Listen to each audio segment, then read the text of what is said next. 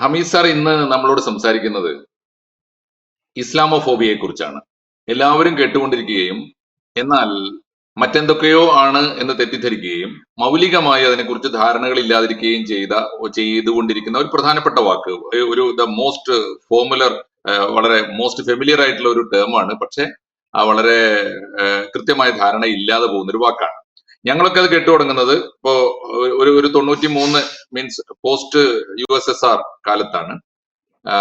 Samuel P ഹണ്ടിങ്ടന്റെ വിഖ്യാതമായ the clash of civilisations എന്ന പുസ്തകത്തിലൂടെയാണ് ഞങ്ങളൊക്കെ അറിഞ്ഞു തുടങ്ങുന്നത്. പിന്നെ അതിനനുബന്ധമായിട്ട് ഫ്രാൻസിസ് ഫുക്കുയാമയുടെ ദ എൻഡ് ഓഫ് ഹിസ്റ്ററി എന്ന പുസ്തകം വന്നു.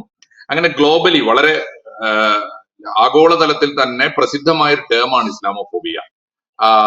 പിന്നീട് 2001 ഈ പെന്റഗൺ ആക്രമണത്തോടെ അത് ലോകം മുഴുവൻ വളരെ പ്രധാനപ്പെട്ട ഒരു ആശയവും ആക്ഷനും റിയാക്ഷനും ഒക്കെ ആയി തീർന്നു. ടെററിസത്തിനെതിരായി, ഭീകരവാദത്തിനെതിരായുള്ള ആഗോള യുദ്ധം ലോകത്തിലെ പ്രബല രാജ്യങ്ങളൊക്കെ ആരംഭിച്ചപ്പോ അവരുടെയും ഒരു പ്രധാനപ്പെട്ട മുദ്രാവാക്യമായി തീർന്നു. അതിനായിട്ട് കൗണ്ടർ ആയിട്ട് ഇപ്പോ ജിഹാദ്, അതുപോലെ തന്നെ കുരിശ് യുദ്ധം, ഒരു ഭാഗത്ത് ഇപ്പോ ഇസ്ലാമും ക്രിസ്ത്യാനിറ്റിയും തമ്മിലുള്ള ഒരു വാറായിട്ടാണ് അത് കേട്ടു തുടങ്ങിയത് ആഗോളതലത്തിൽ. അപ്പൊ ഒരു ഭാഗത്ത് ഇത് ജിഹാദ് ആണെന്നും മറുഭാഗത്ത് അത് ക്രൂസൈഡ് ആണ്, ഈ കുരിശ് യുദ്ധമാണ് തുടങ്ങിയ പ്രയോഗങ്ങൾ അമേരിക്കയും ബിൻലാദന്റെ കൂട്ടരും ഒക്കെ തമ്മിലുള്ള വലിയ വാഗ്വാദങ്ങളായി. ഇപ്പോ ഇന്ത്യയിലെ ഒരു സാഹചര്യത്തിലേക്ക് വന്നാൽ ഇവിടെ സംഘപരിവാർ ശക്തിപ്പെടുകയും BJP അധികാരത്തിൽ വരികയും ചെയ്തപ്പോ ഇന്ത്യയിലെ ഇസ്ലാമിക ഫണ്ടമെന്റൽ ശക്തികൾ, മുസ്ലിം പൊളിറ്റിക്സ് കൈകാര്യം ചെയ്യുന്നവർ, ഒപ്പം ഇവിടുത്തെ ന്യൂനപക്ഷ വർഗീയ സാമുദായിക പ്രസ്ഥാനങ്ങളെ കൂട്ടുപിടിച്ച് രാഷ്ട്രീയ പ്രവർത്തനം നടത്തുന്ന ഇടതുപക്ഷ മതേതര പ്രസ്ഥാനങ്ങൾ പൊതുവെ ഇസ്ലാമോഫോബിയ ഒരു പ്രധാനപ്പെട്ട രാഷ്ട്രീയ മുദ്രാവാക്യമായി ഉയർത്തുന്നുണ്ട്. എന്താണ് യഥാർത്ഥത്തിൽ ഇസ്ലാമോഫോബിയ എന്ന് പറയാൻ മലയാളത്തിൽ നമുക്ക് കിട്ടാവുന്ന ഏറ്റവും ആധികാരികമായ സ്വരം തന്നെയാണ് പ്രൊഫസർ ഹമീദ് ചേന്നമംഗല്ലൂർ. അദ്ദേഹം പറയട്ടെ. തീർച്ചയായിട്ടും അദ്ദേഹത്തോട് നമുക്ക് സംശയങ്ങൾ ചോദിച്ചുകൊണ്ട് ഈ ലഭ്യമായ സമയം ഒരു 15 മിനിറ്റ് സാറിന് നമുക്ക് വളരെ സ്നേഹപൂർവ്വം ശ്രദ്ധാപൂർവം കാതുകൊടുക്കാം. ഹമീദ് സാർ തുടങ്ങിക്കോളൂ സാർ. ഇസ്ലാമോഫോബിയ എന്ന വാക്ക് പ്രചാരത്തിൽ വന്നിട്ട് കുറച്ചു കാലമേ ആയിട്ടുള്ളൂ. ആ വാക്ക് തന്നെ നിലവിൽ വന്നിട്ട് ഒരു 113-114 വർഷമേ ആയിട്ടുള്ളൂ. അന്നൊന്നും അതിന് അത്രയേറെ കറൻസി കിട്ടിയിരുന്നില്ല. ആദ്യമായിട്ട് ആ വാക്ക് ഉപയോഗിക്കുന്നത് ഒരു ഫ്രഞ്ച് ഗവേഷകനാണ്. ഫ്രാൻസിലെ ഒരു ഗവേഷക വിദ്യാർത്ഥി ഗവേഷണം നടത്തിക്കൊണ്ടിരിക്കെ അലൈൻ ക്യുവലിൻ എന്നു പേരുള്ള ആ ഗവേഷകൻ ഫ്രഞ്ച് ഭാഷയിൽ ഇസ്ലാമോഫോബി എന്നുപയോഗിച്ചു. ആ വാക്ക് ഇംഗ്ലീഷിലെത്തുന്നത് പിന്നെയും കുറെ കഴിഞ്ഞാണ്. 1923 മറ്റോ ഇംഗ്ലീഷ് ഭാഷയിലും ആ വാക്കെത്തി, ഇസ്ലാമോഫോബിയ എന്ന രൂപത്തിൽ. പക്ഷെ അപ്പോഴും അത് ലോകത്തെവിടെയെങ്കിലും ഏറെ പ്രചാരം നേടിയിരുന്നില്ല. അത് പ്രചാരം നേടാൻ തുടങ്ങുന്നത് 2001 സെപ്റ്റംബർ 11 ശേഷമാണ് എന്ന് പറയാം സാമാന്യമായിട്ട്. അതിനു മുമ്പ് ആ വാക്കുകാർ ഉപയോഗിക്കുന്നില്ല എന്നല്ല.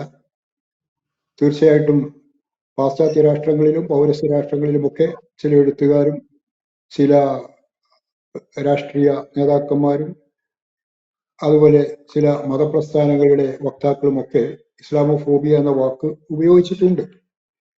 പക്ഷെ 2001 സെപ്റ്റംബർ 11 എന്ന് പറയുന്നത് അമേരിക്ക ഞെട്ടിത്തരിച്ച ഒരു ദിവസമാണ്.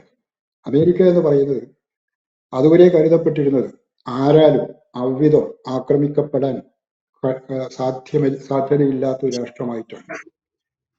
പക്ഷെ സെപ്റ്റംബർ 11 2001 സെപ്റ്റംബർ 11 അൽ ഖ്വയ്ദയുടെ 19 പ്രവർത്തകന്മാർ, ഒസാമ ബിൻ ലാദന്റെ നേതൃത്വത്തിൽ നിലവിൽ വന്ന അൽ ഖ്വയ്ദയുടെ 19 പ്രവർത്തകന്മാർ അമേരിക്കയുടെ സ്ഥിരാകേന്ദ്രങ്ങളായ വേൾഡ് ട്രേഡ് സെന്ററിലും പെന്റഗണിലും ചാവേർ ആക്രമണം നടത്തി. അവരതിൽ കൊല്ലപ്പെട്ടു. അമേരിക്കക്ക് നാശനഷ്ടങ്ങൾ ഉണ്ടായി. അമേരിക്കയെ സംബന്ധിച്ചിടത്തോളം അത് അവർ തീരെ പ്രതീക്ഷിക്കാത്ത ഒരു ആക്രമണമായിരുന്നു. ആ സംഭവത്തിന് ശേഷം ലോകത്തിന്റെ വ്യത്യസ്ത ഭാഗങ്ങളിൽ അൽ ഖ്വയ്ദ പോലുള്ള മറ്റു പ്രസ്ഥാനങ്ങളും പലയിടങ്ങളിലും ചാവേർ സ്ഫോടനങ്ങൾ നടത്തുകയുണ്ടായി. ഉദാഹരണത്തിന് പാകിസ്ഥാനിലെ ലഷ്കർ എ തൊയ്ബ, ജെയ്ഷെ മുഹമ്മദ് തുടങ്ങിയ ഭീകര പ്രസ്ഥാനങ്ങൾ, ആഫ്രിക്കയിലെ നൈജീരിയയിലെ ബൊക്കോ ഹറാം, അഫ്ഗാനിസ്ഥാനിലെ താലിബാൻ തുടങ്ങിയ ഒരുപാട് തീവ്രവാദ പ്രസ്ഥാനങ്ങൾ ലോകത്ത് നിലവിലുണ്ട്. അവയിൽ പലതും ഇതുപോലുള്ള ചാവേർ സ്ഫോടനങ്ങൾ നടത്തുന്ന രീതി ഈ 2001 സെപ്റ്റംബർ 11 ശേഷം നാം കാണുകയുണ്ടായി. ഇങ്ങനെയുള്ള ആക്രമണങ്ങൾ രൂക്ഷമായപ്പോഴാണ് പല ആളുകളും ഇസ്ലാമോഫോബിയ എന്ന വാക്ക് ഉപയോഗിക്കാൻ തുടങ്ങിയത്. അതായത് ഈ പറയുന്ന താലിബാന്റെ ആക്രമണത്തെയോ അല്ലെങ്കിൽ ലഷ്കർ എ തൊയ്ബയുടെ ആക്രമണത്തെയോ ബോക്കോ ഹറാമിന്റെ ആക്രമണത്തെയോ അതുപോലുള്ള മറ്റേതെങ്കിലും മുസ്ലിം തീവ്രവാദ പ്രസ്ഥാനങ്ങളുടെ ആക്രമണത്തെയോ ഒക്കെ വിമർശിക്കുന്നവരെ ഇസ്ലാമോഫോബുകളായിട്ട് ചിത്രീകരിക്കുന്ന ഒരു അവസ്ഥാവിശേഷമുണ്ടായി. അപ്പൊ നമ്മുടെ നാട്ടിൽ ഇപ്പൊ ഇസ്ലാമോഫോബിയ എന്ന വാക്ക് വളരെ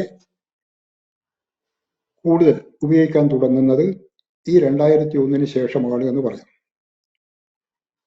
മാത്രവുമല്ല, ഏതെങ്കിലും ഒരു രാഷ്ട്രീയ നേതാവോ അല്ലെങ്കിൽ എഴുത്തുകാരനോ അല്ലെങ്കിൽ മറ്റേതെങ്കിലും മേഖലയിൽ പ്രവർത്തിക്കുന്ന ആളോ ഇസ്ലാമിനെ വിമർശിച്ചു കഴിഞ്ഞാൽ അത് ഇസ്ലാമോഫോബിയയാണ് എന്ന രൂപത്തിൽ ബന്ധപ്പെട്ട കക്ഷികൾ അതിനെ ചിത്രീകരിക്കുന്ന അവസ്ഥയും വന്നു ചേർന്നു.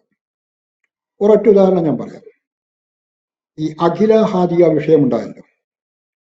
ഈ അഖില എന്ന ഹിന്ദു സ്ത്രീ ഹാദിയ എന്ന പേര് സ്വീകരിച്ച് മുസ്ലിമായി, എന്നിട്ടൊരു മുസ്ലിം വിവാഹം കഴിച്ചു. ഒരു വലിയ കോളിളക്കം സൃഷ്ടിച്ച കേസാണ് നമ്മുടെ നാട്ടിൽ, കേരളത്തിൽ പൊതുവെ ഏറെ കുട്ടിഘോഷിക്കപ്പെട്ട ഒരു കേസാണ്.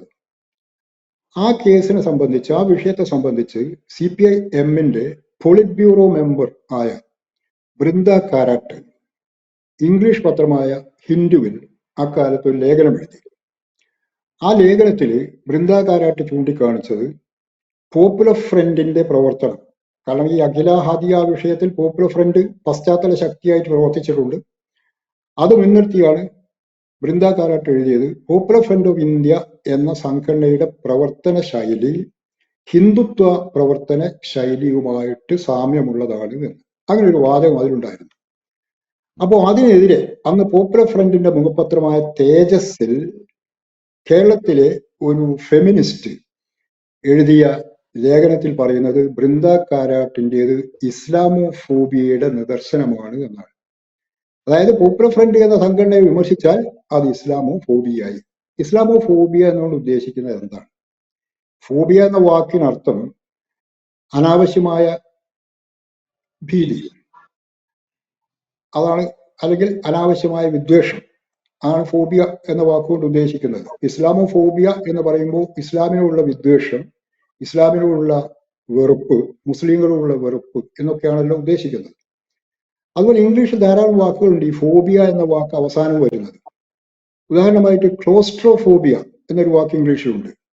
ക്ലോസ്ട്രോഫോബിയ എന്ന് പറഞ്ഞാൽ ഒരു ഏകാന്ത സ്ഥലത്ത് ഒറ്റപ്പെട്ടു പോകുമോ എന്ന ഭീതി, അതിനാണ് ഈ ക്ലോസ്ട്രോഫോബിയ എന്ന് പറയുന്നത്. അങ്ങനെ ഒരു ഭയം ഉണ്ടാവുക, ഞാൻ ഏതെങ്കിലും ആളുകളില്ലാത്ത ഒറ്റപ്പെട്ട ഒരു സ്ഥലത്ത് അകപ്പെട്ടു പോകുന്നു എന്ന ഭീതി ഉണ്ടാവുന്നതിനെയാണ് ക്ലോസ്ട്രോഫോബിയ എന്ന് പറയുന്നത്.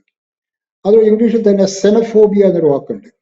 സെനഫോബിയ എന്ന് പറഞ്ഞാൽ അപരമതക്കാരോടുള്ള വെറുപ്പ്, അപരദേശക്കാരോടുള്ള വെറുപ്പ്, മതക്കാരല്ല, അപരദേശക്കാരോടുള്ള, അന്യദേശക്കാരോടുള്ള വെറുപ്പ്, സെനഫോബിയ.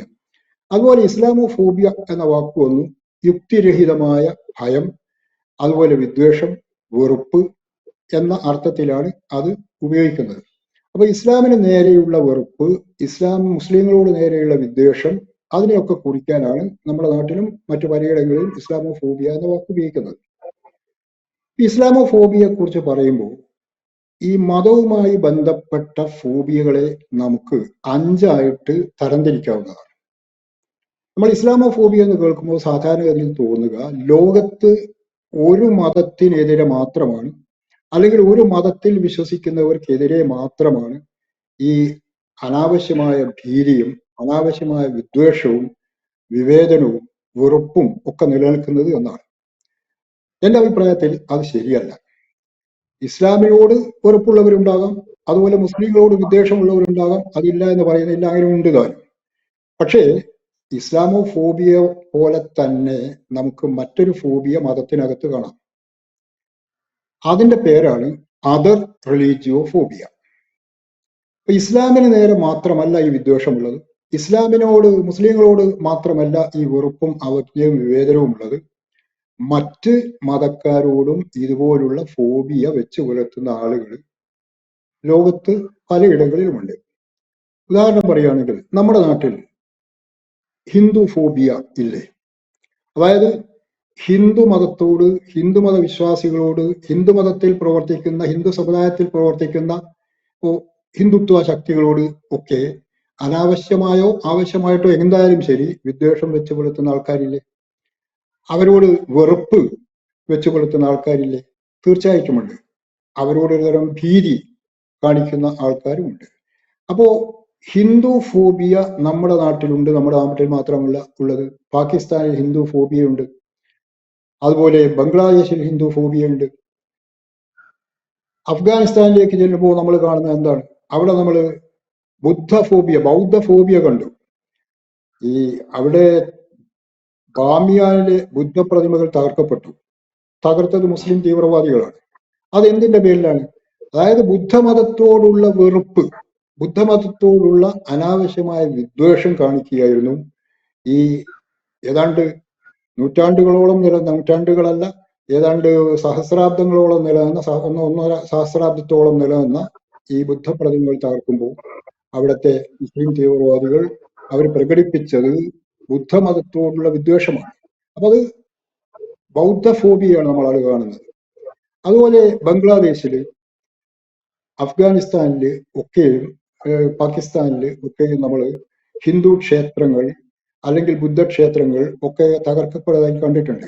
അപ്പോൾ ആ ഒരു മതങ്ങളോട് ഉള്ള ദേഷ്യം അവർ പ്രകടിപ്പിക്കുന്നുണ്ട്. എന്ന് വെച്ചാൽ ഹിന്ദു ഫോബിയ പ്രകടിപ്പിക്കുന്ന ആൾക്കാരും, ബൗദ്ധ ഫോബിയ പ്രകടിപ്പിക്കുന്ന ആൾക്കാരും, സിഖ് ഫോബിയ പ്രകടിപ്പിക്കുന്ന ആൾക്കാരും, ക്രൈസ്തവ ഫോബിയ പ്രകടിപ്പിക്കുന്ന ആൾക്കാരും ഒക്കെ ലോകത്തിന്റെ പല ഭാഗങ്ങളിലുമുണ്ട്. അങ്ങനെ വരുമ്പോൾ ഇസ്ലാമോഫോബിയ മാത്രമല്ല അതർ റിലീജിയോഫോബിയ ഉണ്ട് എന്നും കൂടി നമ്മൾ സമ്മതിക്കണം. ഇസ്ലാം അല്ലാത്ത മതങ്ങളോട് വിദ്വേഷം വെച്ചു പുലർത്തുന്ന സ്വഭാവം, ആ ഒരു ശൈലി പിന്തുടരുന്ന വിഭാഗങ്ങളൊക്കെ ലോകത്തിന്റെ പല ഭാഗങ്ങളിലുമുണ്ട്. അപ്പോൾ ഇസ്ലാമോഫോബിയ ഞാൻ പറഞ്ഞു നമുക്ക് 5 തരം, ഇസ്ലാം മതത്തിനകത്തുള്ള ഫോബിയ നമുക്ക് 5 തരത്തിൽ വർഗീകരിക്കാവുന്നതാണെന്ന് ഞാൻ പറഞ്ഞു.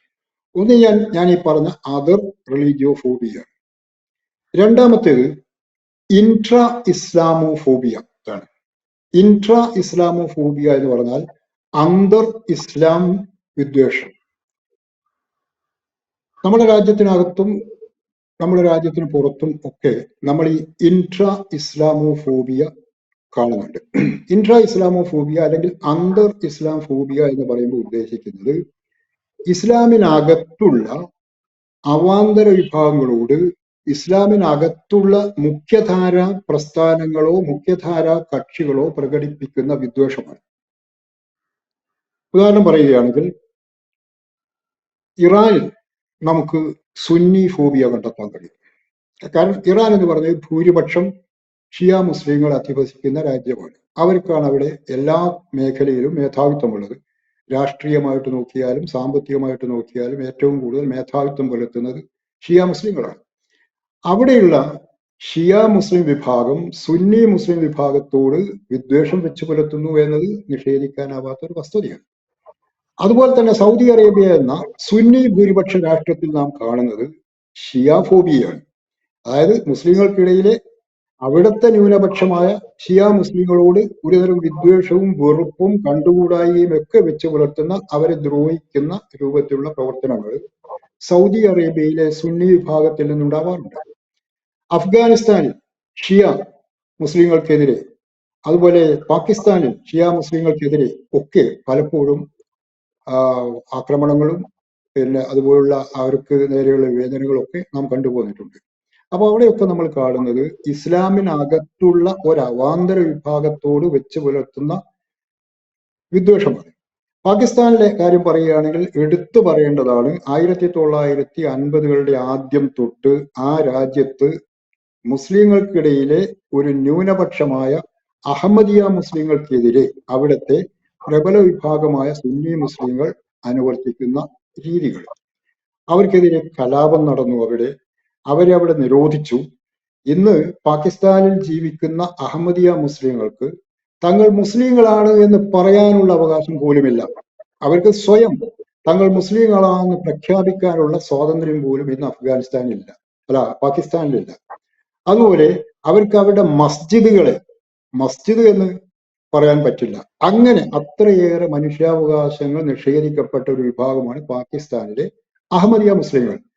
അവിടെ നമ്മൾ കാണുന്ന എന്താണ്? ഇൻട്രാ ഇസ്ലാമോഫോബിയാണ്. ഇസ്ലാമിനകത്തുള്ള വിഭാഗങ്ങൾക്ക് നേരെ ഇസ്ലാമിനകത്ത് പ്രവർത്തിക്കുന്ന മുഖ്യധാര കക്ഷികൾ അല്ലെങ്കിൽ മുഖ്യധാര വിഭാഗം പുലർത്തുന്ന വിദ്വേഷവും വെറുപ്പും വിവേചനവുമാണ് അവിടെയൊക്കെ നമ്മൾ കാണുന്നത്. അപ്പോൾ ഞാൻ പറഞ്ഞു, ഇസ്ലാമോഫോബിയെ കുറിച്ച് സംസാരിക്കുമ്പോൾ മതങ്ങൾക്കകത്ത് പ്രവർത്തിക്കുന്ന 5 തരക്കാരെ നമുക്ക് കണ്ടെത്താൻ കഴിയുമെന്ന്.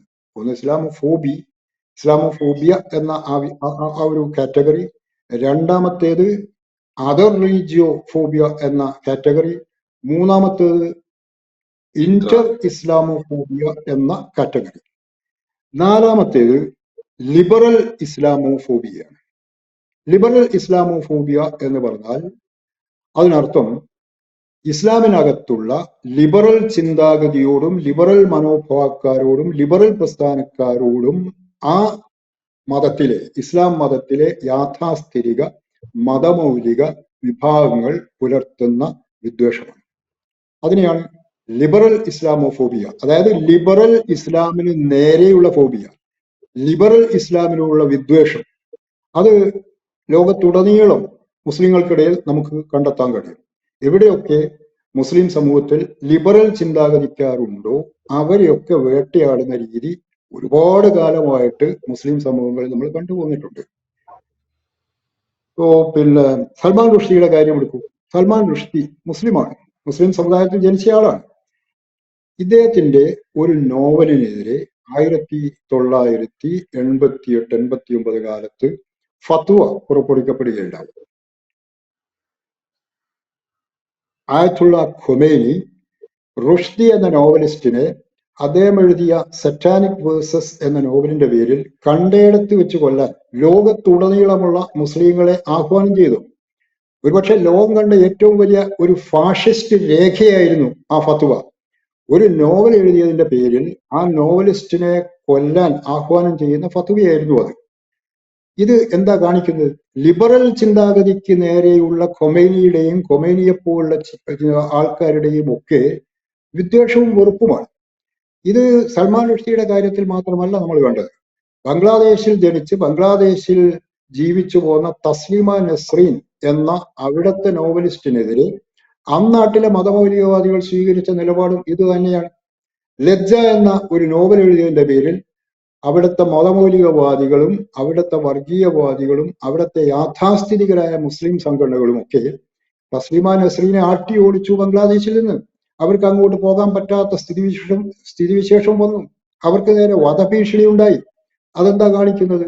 മുസ്ലിങ്ങൾക്കിടയിൽ അല്പം വേറിട്ട് ചിന്തിക്കുന്ന ഉദാര വീക്ഷണം പുലർത്തുന്ന ആളുകൾക്ക് നേരെ ആ മതത്തിനകത്തുള്ള യാഥാസ്ഥിതികർ വെച്ച് പുലർത്തുന്ന വെറുപ്പാണ് നാം അവിടെയൊക്കെ കാണുന്നത്. നമ്മുടെ കേരളത്തില് ചേകന്നൂർ മൗലവി മുസ്ലിം മത പണ്ഡിതനായിരുന്നില്ലേ? അദ്ദേഹം ഇസ്ലാം സൂക്ഷ്മമായി പഠിച്ച ഒരു വ്യക്തിയായിരുന്നില്ലേ? എന്നിട്ട് എന്താണ് അദ്ദേഹത്തിന് സംഭവിച്ചത്? അദ്ദേഹത്തിന്റെ സമുദായത്തിൽപ്പെട്ട ചില യാഥാസ്ഥിതികർ അല്ലെ ചില തീവ്രവാദികൾ അദ്ദേഹത്തെ ചതിയിൽപ്പെടുത്തി കൊന്നു. അപ്പൊ എന്താ അവിടെ കാണുന്നത്? ചേകന്നൂർ മൗലവി എന്ന ഉദാരവീക്ഷണം പുലർത്തുന്ന മതത്തിനകത്ത് നിന്നുകൊണ്ട് മതത്തെ വളരെ ലിബറലായിട്ട് വളരെ മനുഷ്യാവകാശങ്ങൾക്ക് അനുരോധമായിട്ട് മതത്തെ വ്യാഖ്യാനിക്കാൻ മുതിരുന്ന ഒരാളായിട്ട് പ്രവർത്തിച്ചു പോന്ന ചേകന്നൂർ മൗലവിയെ കൊലപ്പെടുത്തി ആ മതത്തിനകത്ത് തന്നെയുള്ള യാഥാസ്ഥിതിക വിഭാഗത്തിൽ പെട്ടവര്. അങ്ങനെ ഒരുപാട് ഉദാഹരണങ്ങൾ നമുക്ക് ഇതിൽ കാണാം. ആ ഒരു ഞാൻ പറഞ്ഞ റുഷ്ദിയുടെ കാര്യം മാത്രമല്ല, തസ്ലീമയുടെ കാര്യം മാത്രമല്ല, ചേകന്നൂർ മൗലവിയുടെ കാര്യം മാത്രമല്ല, ഒരുപാട് സ്വതന്ത്ര ചിന്തകന്മാര് ബംഗ്ലാദേശില് അതുപോലെ പാകിസ്ഥാനില് ഒക്കെ മുസ്ലിങ്ങളാണ്. അവരെയൊക്കെ അവിടെ കൊലപ്പെടുത്തിയിട്ടുണ്ട്.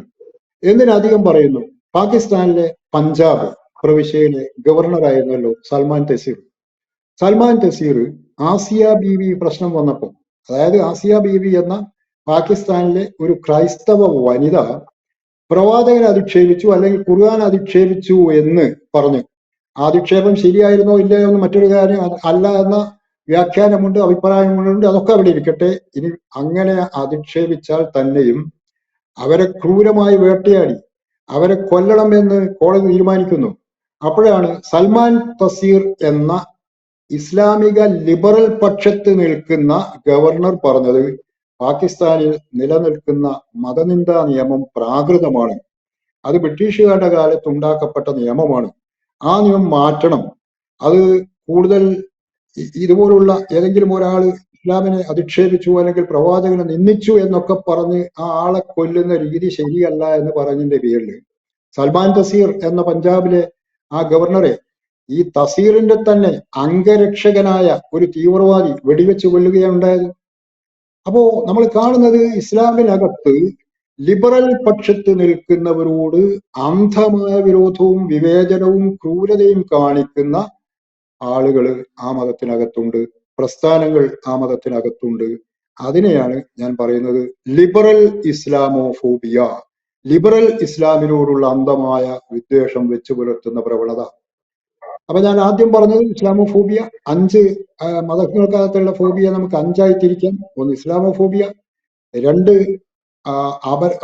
അപരമത ഫോബിയ, അതുപോലെ 3-മത്തേത് Inter Islamophobia, 4-മത്തേത് liberal Islamophobia, 5-മത്തേത് ലിബറോഫോബിയ.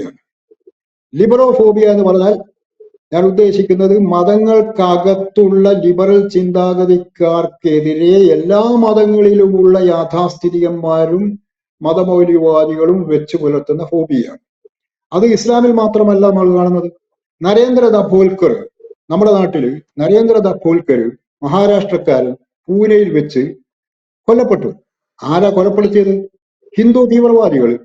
Hindu തീവ്രവാദികൾ എന്ന് പറഞ്ഞാൽ ഹിന്ദു മതത്തെ അങ്ങേയറ്റം യാഥാസ്ഥിതികമായി വീക്ഷിച്ചു പോരുന്ന ആൾക്കാർ. പറയുന്ന നരേന്ദ്ര ദാഭോൽക്കർ യുക്തിവാദിയായിരുന്നു. അദ്ദേഹം ഹിന്ദുക്കൾക്കിടയിൽ ഹിന്ദു സമൂഹത്തിലെ ദുരാചാരങ്ങൾക്കെതിരെയും അന്ധവിശ്വാസങ്ങൾക്കെതിരെയും തൂലിക കൊണ്ടും പ്രസംഗം കൊണ്ടും ഒക്കെ പൊരുതിയ വ്യക്തിയാണ്. അദ്ദേഹത്തെ കൊലപ്പെടുത്തിയത് ഏതെങ്കിലും അന്യമതത്തിൽപ്പെട്ട, അതായത് അഹിന്ദു മതത്തിൽപ്പെട്ട ആൾക്കാരായിരുന്നില്ല, ഹിന്ദു മതത്തിലെ തീവ്രവാദികളാണ് അദ്ദേഹത്തെ കൊലപ്പെടുത്തിയത്. അല്ലെങ്കിൽ ഹിന്ദു മതത്തിൽ ഉള്ള ലിബറൽ ചിന്താഗതിയെ അങ്ങേയറ്റം വെറുപ്പോടെ വീക്ഷിക്കുന്ന ആളുകളെയാണ് അദ്ദേഹത്തെ കൊലപ്പെടുത്തിയത്. എം കൽബുർഗി, കർണാടകത്തിലെ എം കൽബുർഗി എന്ന എഴുത്തുകാരനെ കൊലപ്പെടുത്തിയതും അങ്ങനെ തന്നെയാണ്. ഹിന്ദു മതത്തിനകത്തെ തീവ്രവാദികൾ കൊലപ്പെടുത്തി. കാരണം കൽബുർഗി ഹിന്ദുവാണ്, അദ്ദേഹം പരിഷ്കരണവാദിയാണ്, അതിന്റെ പേരിലാണ് കൊലപ്പെടുത്തിയത്. അതുപോലെ AK രാമാനുജത്തിന് നേരെ അങ്ങേയറ്റത്തെ രൂക്ഷമായ വിമർശനങ്ങളുണ്ടായി. പിന്നെ ഗോവിന്ദ് പൻസരെ കൊലപ്പെടുത്തി, മഹാരാഷ്ട്രക്കാരനായ ഗോവിന്ദ് പൻസരെ, അദ്ദേഹം പരിഷ്കരണവാദിയായിരുന്നു. അപ്പോ അവിടെ നമ്മൾ കാണുന്നത് ഹിന്ദു സമൂഹത്തിലെ ലിബറൽ പക്ഷത്ത് നിൽക്കുന്ന ആളുകളെ കൊന്നൊടുക്കുന്ന അല്ലെങ്കിൽ അവരെ വെറുക്കുന്ന, അവരെ ഉച്ചാടനം ചെയ്യണം എന്ന് ആഗ്രഹിക്കുന്ന ആളുകളെയാണ്. അപ്പോ അവിടെ ലിബറൽ ചിന്താഗതിക്കെതിരെയുള്ള ഫോബിയ നമ്മൾ കാണുന്നു. അത് ലിബറോഫോബിയാണ്. അത് ഹിന്ദു മതത്തിൽ മാത്രമല്ല, ഇവിടെ ഇസ്ലാം മതത്തിൽ ഞാൻ നേരത്തെ പറഞ്ഞ കാര്യങ്ങളൊക്കെ ഉദാഹരണങ്ങളാണ്. എന്തിനു ഡാൻസ് ചെയ്യുന്ന മുസ്ലിം സമൂഹത്തിൽ, നമ്മുടെ കേരളത്തിൽ തന്നെ മലപ്പുറം ജില്ലയിൽ ഡാൻസ് ചെയ്യാൻ മുന്നോട്ട് വന്ന പെൺകുട്ടിയുടെ കുടുംബത്തിന് നേരെ വിലക്ക് ഏർപ്പെടുത്തിയ അനുഭവം പോലും നമുക്കുണ്ടായിട്ടുണ്ട്. കേരളത്തിൽ മാത്രമല്ല, കേരളത്തിന് പുറത്തും ആസാമിലും ഒക്കെ ഇങ്ങനെ ഉണ്ടായിട്ടുണ്ട്. അതായത് ഏതെങ്കിലും ഒരു കുട്ടി നൃത്തം പഠിച്ചു പോയാൽ, അല്ലെങ്കിൽ കഥകളിക്ക് ചേർന്ന് പോയാൽ, അല്ലെങ്കിൽ പിന്നെ ഹിന്ദു വേദപുസ്തകത്തിൽ പറയുന്ന ഏതെങ്കിലും ശ്ലോകം ചൊല്ലിപ്പോയാൽ അതിനെയൊക്കെ വെറുക്കുന്ന രീതി, എന്നിട്ട് ആ കുട്ടികളുടെ കുടുംബത്തെയൊക്കെ ഇവിടെ പിന്നെ ഭ്രഷ്ട് കൽപ്പിക്കുന്ന രീതി, ഇതൊക്കെ എന്താ സൂചിപ്പിക്കുന്നത്? ലിബറോഫോബിയ, ലിബറൽ ചിന്താഗതിയോടുള്ള ഒരു ഫോബിയ അങ്ങനെ നിലനിൽക്കുന്നുണ്ട്. അപ്പൊ ഈ 5 തരത്തിലുള്ള ഫോബിയ മതങ്ങൾക്കകത്ത് പ്രവർത്തിക്കുന്നതായിട്ട് നമുക്ക് സാമാന്യമായി വിലയിരുത്താൻ സാധിക്കും. നന്ദി സർ. തീർച്ചയായിട്ടും വളരെ വളരെ അലസമായി മലയാളി കേട്ടുകൊണ്ടിരിക്കുന്ന ഒരു വാക്ക് ഇസ്ലാമോഫോബിയ. അതിനെ വളരെ സൂക്ഷ്മമായും ഗഹനമായും അതേസമയത്ത് വളരെ വളരെ ആഴത്തിലും ഉള്ള ഒരു നിരീക്ഷണമാണ് സാറ് മുന്നോട്ട് വെച്ചത്. തീർച്ചയായിട്ടും ഇതിനകത്ത് നമുക്കൊന്നും സംശയങ്ങൾ പോലും ചോദിക്കാനില്ലാത്ത വിധം വളരെ വ്യക്തമായിട്ടാണ്, സുവ്യക്തമായിട്ടാണ് ഒരു അധ്യാപകന്റെ പാടവത്തോടെ അദ്ദേഹം വിവരിച്ചത്. തീർച്ചയായിട്ടും ഹമീദ് സാറിന് നന്ദി പറയാം. മറ്റൊരു വിഷയവുമായി അദ്ദേഹം വീണ്ടും ABC-യിൽ വരുന്നതുവരെ നന്ദി സാർ. കൂടുതൽ വാർത്തകളും വിശേഷങ്ങളും നിങ്ങളിലേക്ക് എത്താൻ ABC മലയാളം സബ്സ്ക്രൈബ് ചെയ്യുക, ബെൽ ബട്ടണും അമർത്തുക.